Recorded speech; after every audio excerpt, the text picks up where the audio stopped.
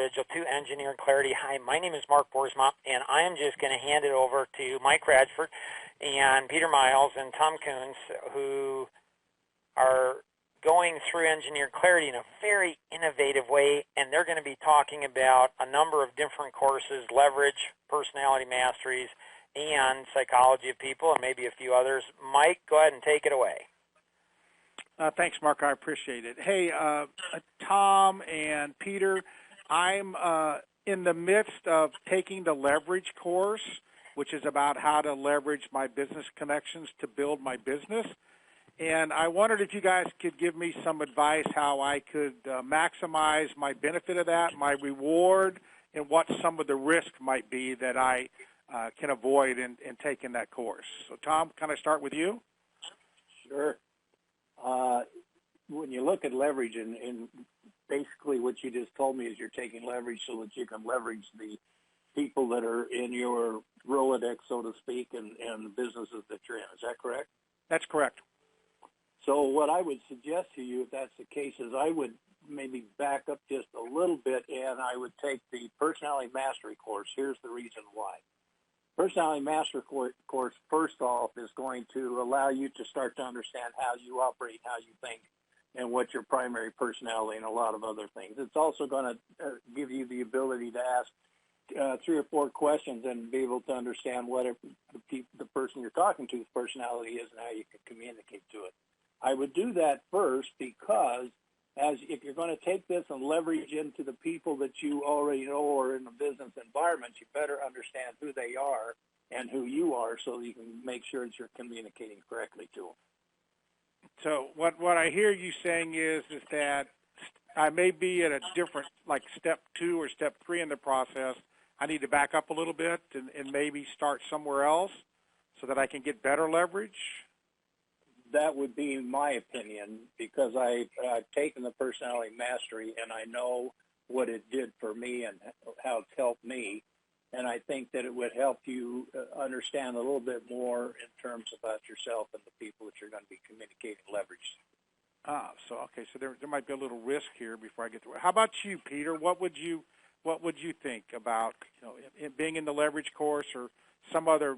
Tom says I might want to consider a different path first. What do you think as well? So, well, I have a favorite saying of 80% of your problems in life talk back, right? So whether you're a business in a community of people or a community of people living in a neighborhood, or whether you're a family, it's all about people. And without that basic understanding of personalities that make up those institutions, communities, families, then it's very difficult to communicate effectively with those with people. And leverage at the end of the day is a fundamental tool for those that are looking to grow a business, grow relationships, and how you create leverage is largely tailored to the personality of individuals or even the personality of a company. So I think it's a critical foundation, a first step to master, that of understanding the personality of individuals, teams, businesses, communities. So I'd say absolutely, got to do that. Leverage itself, in its simplest form, is how to realize the goals that you're setting as a business, as a community, as an individual.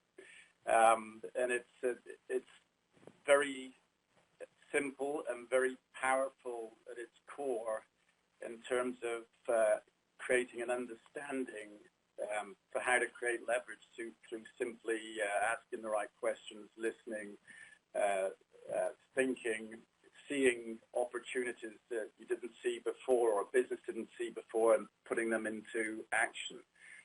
So it is, in my book, the most powerful 1-2 punch combination in terms of understanding and communicating with people to create leverage to achieve growth and results in any aspect. So what I'm hearing you both say is that without understanding myself and people, no matter what other course I take, I'm not starting at the right starting point. The starting point is understanding myself and people, and then how to take that and leverage it somehow in the marketplace or in my life. Is that a summary of what I just heard? Well, I would Go ahead, simply say, doing the personality mastery course is simply sharpening the saw. Nobody knows but the individual whether you know it all or you know enough until you go to a place where you can learn more or sharpen the saw. So personality mastery, at least to me, is about sharpening the saw of what you need to create leverage, and whether you need to or not, you don't know till you do it. Okay. Yeah, I would agree. I think if you start with leverage, you're going to get things out of that you can absolutely use, that you probably really didn't understand before or had questions about. In the same way, personality masteries or DNA for business. And it doesn't matter which one, you're going to get something out of it. But I think if you align them, my personal belief, if you align up with personality masteries, DNA for business, and then move into, you could even do light, but then move into leverage. I think it would just clarify the whole process. In terms of it, so you mentioned this DNA for business thing, Tom, a little bit.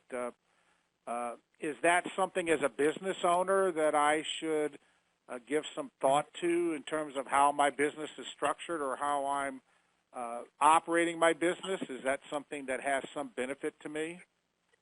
I would definitely say yes, because every business is in business to attract customers to buy your product or service, and that means that then leads are going to follow through. So the first element in the DNA for business is a 530 grid. When the first piece in that is marketing, get people to raise their hands. Then the leads come in, and so now what typically happens in most cases is that they do a great job of getting those people that are ready to buy right now, but they tend to not nurture the people that are what I call B, C, or D leads.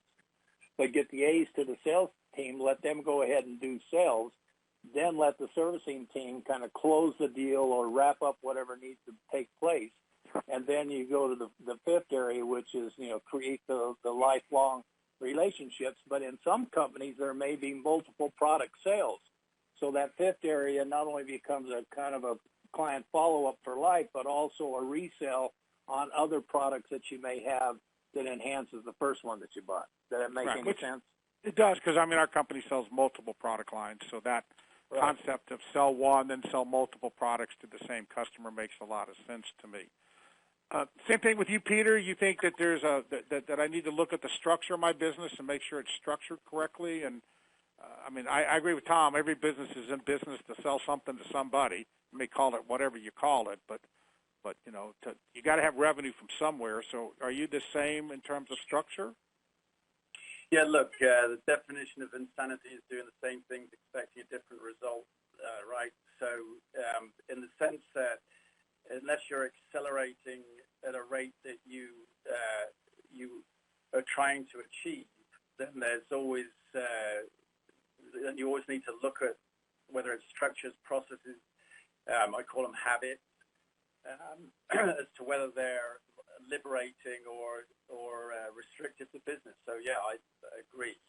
You have to, in my book, strategically retool or retune once a year at least to tune your business. We look at the processes, successes and failures, and look at, are we structured again for success this year, or do we need to tweak a little bit in terms of structure and processes and systems? Is that what I heard you just say? You did. Okay. Mark, I know you're kind of hosting it behind the scenes. Are we okay on time, or do I have a time to ask another question of our guest? It's up to you. This is all really good stuff, and I think people, listening to it will gain a lot of value. So if you want to ask, you can, or we can wrap it up and pick it up again, next time we get together. Well, I just made some notes because my first question to both Tom and Peter was, hey, I'm taking this course, or going to take this course, and do you have other recommendations? And what I heard each of you say, and I'd like you to comment on this, in some fashion is I heard you say the first thing I have to do is figure out people. That's myself and other people. The next thing I need to figure out how to do is the structure that I'm going to apply to those people, whether that's the marketplace or my employees. And then the last thing is through leverage was to figure out how to leverage that to markets or to opportunities in the marketplace or in my life. So I kind of wrote down three things as I was taking notes, okay? People, structure, and opportunity. Is that just as words, because I'm a word kind of guy? Would that be correct, Tom, in terms of what I heard you guys saying? I would agree with that, yes. That's kind of... What I would say is, in terms of the order of those things, I mean, the opportunity comes first, right? Then it's a question of how you, when you're assuming you're identifying the opportunities, whatever they may be, the goal, the vision. The people is how you get there, and that's you and whoever you're connecting with, whether they work for you or otherwise. And the system and the processes are they learned habits. Doesn't mean they're all good. They're how you drive achieving those goals, and they need reviewing from time to time based on key simple metrics to tell you whether you're getting what you expect. And then it's simply about learning more about missed opportunities that aren't giving you the results you want personally and professionally, and fine-tuning the platform and the course. Just to refer back to the course, it's the platform from which you evolve and learn and grow a business and connect with people to drive the business. So then, just kind of re-summarizing, so I should restructure it. So as we're talking, I'm making notes again. So the way I heard it now would be then opportunity first, people second, and maybe now instead of structure, maybe structure and leverage together. Here's the structure, and how do I leverage the structure? How do I get more out of this? How do I evaluate this and do that stuff? Is that fair, Tom? Rearranging these things? I think that's exactly right. I'm a firm believer that unless I know where I'm going, so I need to, what's the outcome I'm looking for based on whatever it is I'm going to do. Once I understand what the outcome that I'm looking for, what that is, if I wave the wand, what would be the perfect outcome? Then I can back up and start to put structure and people in place, and then take it out and use the leverage to move that system forward. So just in terms, Tom, and just in terms of your opinion, because we kind of talked about it, it's kind of hard to do this without three of those things in place: people, structure, and leverage, or something. That's why we keep going back that let's not get the stepping stones out of place. That there's a process here that we need to follow. And I think they would change it a little bit based on, is this an existing business that you're currently working on and you have some kind of structure? So now you're going to take a look at these three areas: people, business, and leverage. And then you're going to decide what it is you need to do to get to the outcome you're looking for. If it's a startup, then you've got to put the structure in place. You've got to still know what the outcome is you're looking for, but you've got to put the structure in place. And then, look at the people and the strengths that you have to put into the structure. What's the highest and best use of every person to go into your business? What position in your business should those folks be filling? Because if you're using them from the highest and best use that they have, they're going to be happier about the job that they're doing. They're going to love it and probably stay with you longer. Okay. I appreciate that. Peter, you have any comments about that? It would be repeating the same as Tom just said, but maybe in a slightly different way. But it's the same thing, everything starts with a dream, a vision. You turn it into a strategy. You develop systems and processes based on efficiency metrics that tell you month to month and day to day whether you're moving towards it or away from it. And that's all part of leverage, right? And activating people so that they're stimulated to grow individually, collectively, is all about understanding personality masteries. But that's the circle of life: a dream, a vision being activated by people, and learning habits of growth, not habits that keep, or systems that keep people working only one way. That gives you stability, but it doesn't give you growth. And then, as Tom said, it depends whether it's a startup or a going concern, but it's the same thing, the same steps to grow.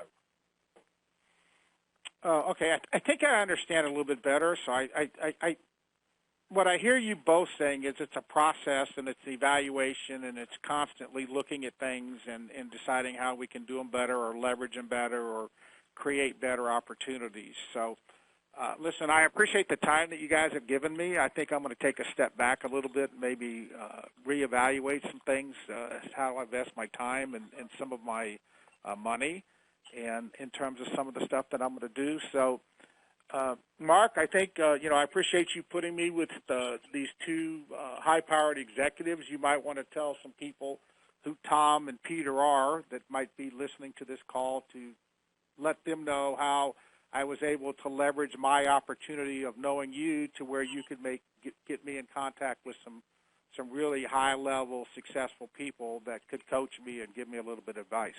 Absolutely. So Tom is most recent past president of Century 21, largest real estate franchise in the world. Peter is the past board member of BMW, past president of Rolls-Royce, and the three of us together and putting this course together, as well as a lot of other people that have been involved in it, in Leverage. The newest course that is being put together that you want to look through is the psychology of people, recruiting, onboarding, and retention. Not just for hiring, but it could be for employees, it could be contractors, could be vendors, clients, donors, volunteers, members, sure, why not, friends, or anything else.